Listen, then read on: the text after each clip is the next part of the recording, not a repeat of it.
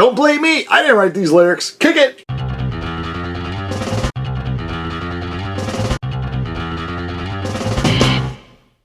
Hey, thanks for clicking on this video. I know you have a lot of things to choose from on the crazy world webs. And thanks for clicking on Brian's Funhouse. Be sure to subscribe, like, and all that. Thought it'd be fun to do a quick video of lyrics that didn't age too well from like 80s, 70s, and 80s rock, hard rock, heavy metal stuff.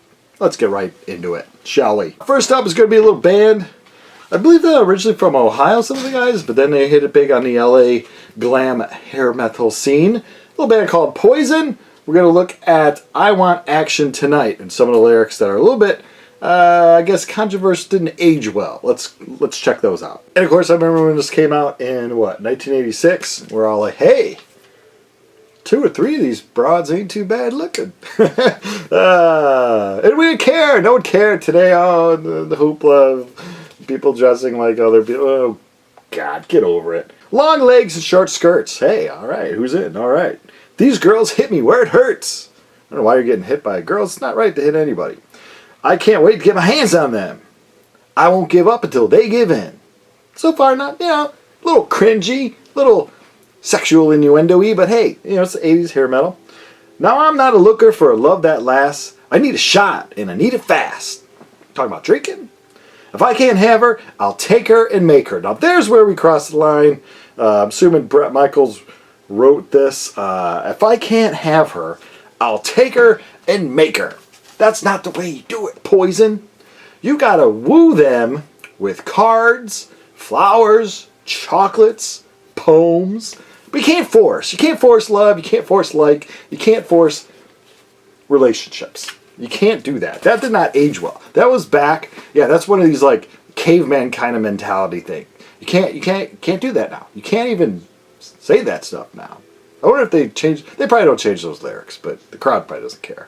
But yeah, a little cringy there with trying to force a button.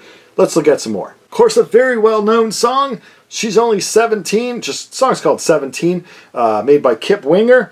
I believe Kip was around 26, 27 when he made this.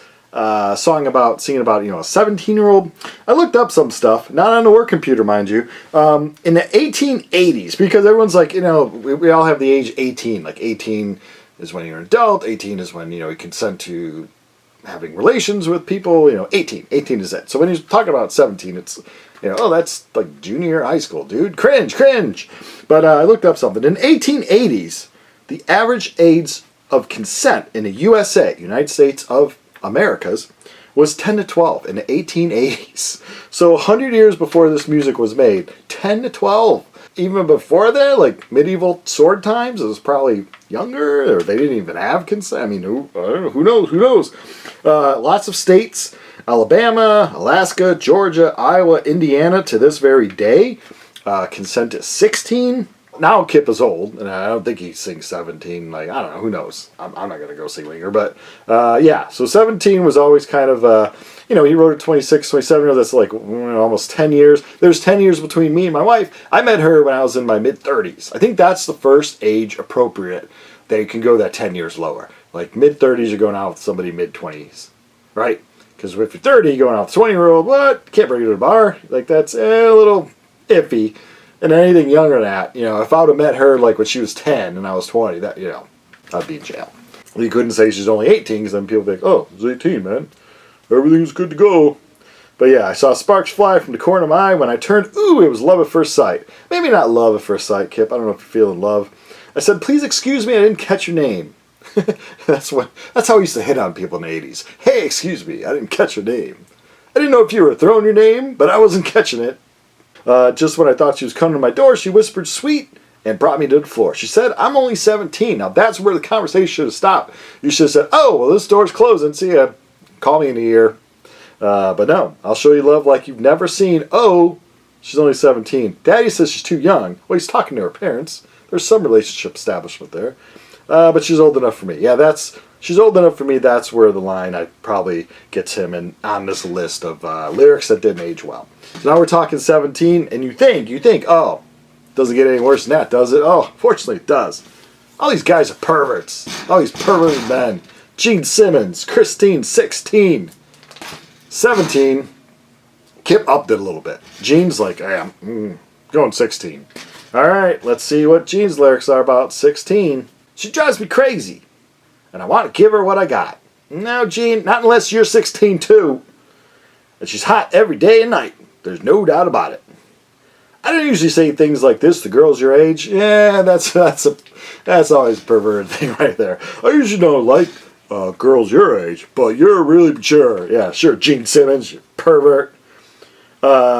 Christine, 16. But when I saw you coming out of school that day, what are you doing hanging outside of school? That would be a high school, Gene Simmons. Now, Gene Simmons was, how old was Gene when he wrote this? About 27, 28. Yeah, you can't be hanging around high schools. Again, it's just a 10-year differential, but you gotta wait, Gene. You gotta be proper about it. Should have wrote this, Christine, 26, when you were 36. Then you could add that 10 years. Can't be writing Christine, 16, when you're 26. Another lyric. Didn't age well. Now you think that's it, right? No, it goes lower. Damn it, you rock and rollers. Oh, Jizzy Pearl. Now, if anyone's taken life lessons or moral stuff from a guy named Jizzy Pearl. Yeah. All right, well, this one, a lot of people. I saw someone posted, and I posted, I love this record. And then somebody brought us the attention on the post. Dude, the lyrics of the Rock Queen, man, they're disgusting. And I was like, let me look at them. And I mean, some people I don't like to censor anything word-wise. I don't like to censor word-wise, because censorship is a very slippery slope. I got wine, get out of my way, got a chip on my shoulder, had a real bad day. Ooh, Jizzy's not having a good day. Met a girl, just 13. Now that's where, obviously, you're establishing conversation. You know she's 13. You go, oh, I'm sorry. I think I went to school with your mom. Turn around and walk away. But nope, not Jizzy. He's saying she's a knockdown, blue-eyed slut, psycho virgin tease. That doesn't make sense. She's a knockdown, blue-eyed slut, not nice, psycho virgin tease. Slut and virgin tease in the same line. I guess that rhymes well or something, but it doesn't make sense. Rock Queen, 13. Buxom blonde, bad dream. Let me touch your cookies. Like a Girl Scout? Are we selling cookies at this? Maybe this isn't a sexual innuendo. Maybe he's just calling her a psycho slut virgin tease. I was gonna say, maybe she's just selling cookies. Maybe we're all the perverts and Jizzy's a really nice guy just trying to buy cookies. Let me eat your cookies now. Yeah, well, yeah, that didn't age well. You certainly don't want to hear 13 in your heavy metal rock and roll songs. You think that's as low as it goes. But is it? We ain't got nothing on hip-hoppers. So DJ Jazzy Jeff, which is obviously, and the Fresh Prince, which is Will Smith, our favorite smacker, Will Smith. What's everyone's favorite Will Smith movie? Mine would be, I think, Independence Day, the original one, but he's really ruined it for me. Again, he's censoring Chris Rock. Chris Rock's making a nice joke. This is not good. This has happened, over a year ago. Way to be up on current events, Brian's Funhouse. And parents just don't understand. Everyone used to rap that song and hum that song, and parents just don't understand. And we didn't know the lyrics, because these are some cringe-worthy lyrics. He puts these heavy metal guys to shame.